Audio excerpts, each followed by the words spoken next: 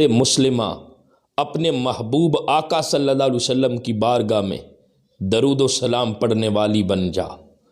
امت مسلمہ کا ہر فرد آقا علیہ السلام کی بارگاہ میں درود و سلام کے نذرانے پیش کرنے والا بن جائے۔ جس آیت میں درود پڑھنے کا حکم دیا ہے، جب اس آیت کو دیکھتے ہیں تو اس میں 4 ہستیوں کا ذکر ہے۔ ایک ہستی وہ ہے جس پر درود بھیجا جاتا ہے، اور 3 ہستیاں وہ ہیں جو ایک ہستی پر درود بھیجنے والی ہیں۔ اب اللہ رب العزت بھی درود بھیجتا ہے۔ اللہ رب العزت کے جو فرشتے ہیں وہ بھی درود بھیجتے ہیں، جو اہل ایمان ہیں وہ بھی درود بھیجتے ہیں، ان کو درود بھیجنے کا حکم دیا ہے۔ تو اللہ رب العزت جو درود بھیجتا ہے اس سے کیا مراد ہے؟ فرشتے درود پڑھتے ہیں، اس کا کیا مطلب ہے؟ اہل ایمان کے درود بھیجنے کا مفہوم کیا ہے؟ تو یاد رکھ لے، اللہ رب العزت کے حضور علیہ السلام پر درود بھیجنے کا مطلب یہ ہے کہ اللہ رب العزت اپنے محبوب کی تعریف کرتا ہے۔ اللہ رب العزت اپنے محبوب کے جو درجات ہیں ان کو بلندی عطا کرتا ہے۔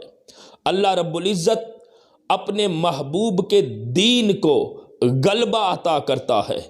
بلکہ علامہ آلوسی رحمۃ اللہ علیہ نے تو یہاں تک لکھا ہے کہ اللہ رب العزت کے درود بھیجنے کا مطلب یہ ہے کہ اللہ رب العزت اپنے محبوب کے ذکر کو بلندی عطا کر کے، اپنے محبوب کے دین کو غلبہ عطا کر کے، اپنے محبوب کی شریعت پر عمل برقرار رکھ کر اپنے محبوب کی عزت، عظمت اور شان کو بڑھاتا رہتا ہے۔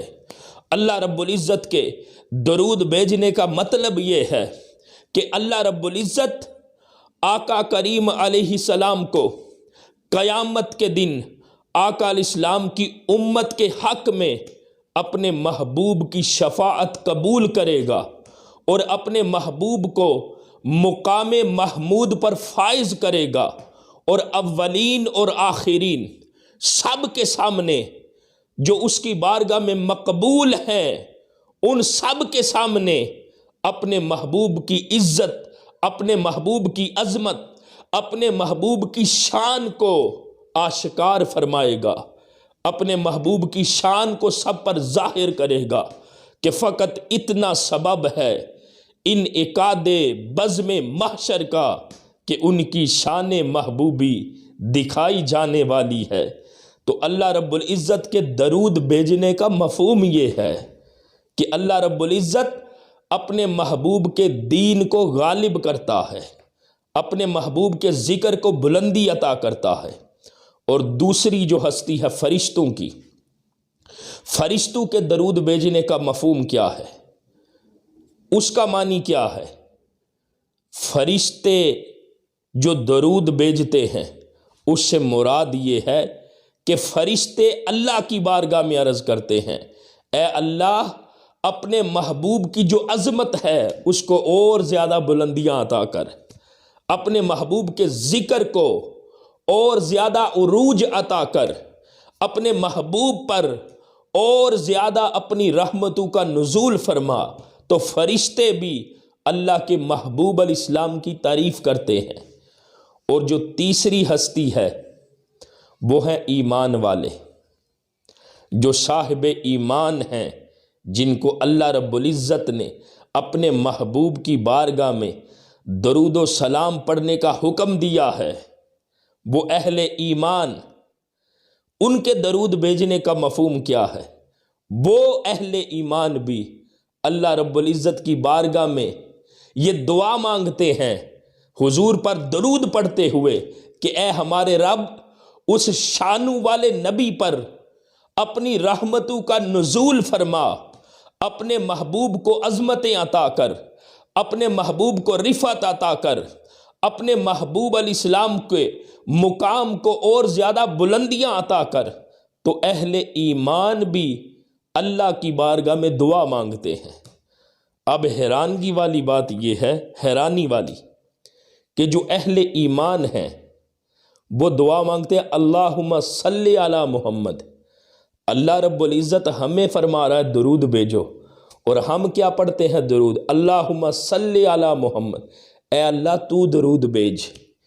تو اس کا مفہوم یہ ہے کہ اے مولا اپنے محبوب کے مقام کو، اپنے محبوب کی شان کو، اپنے محبوب کی عظمت کو تو جانتا ہے، ہم دعا مانگتے ہیں تو اپنے محبوب پر اپنی شان کے لائق اپنی رحمتوں کو نازل فرما دے۔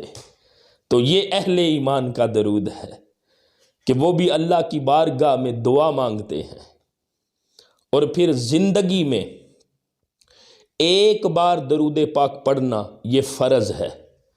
جس مجلس میں حضور علیہ السلام کا نام نامی اسم گرامی مبارک لیا جائے، نام سن کر آقا علیہ السلام کا درود پڑھنا واجب ہے، وہاں پر درود پڑھنا واجب ہے، اور اپنی زندگی میں درود و سلام کا معمول بنا لینا یہ عمل صالح ہے، یہ مستحب ہے۔ یہ درود پڑھنے والے کو اللہ اور اس کے رسول کے قریب کرتا ہے۔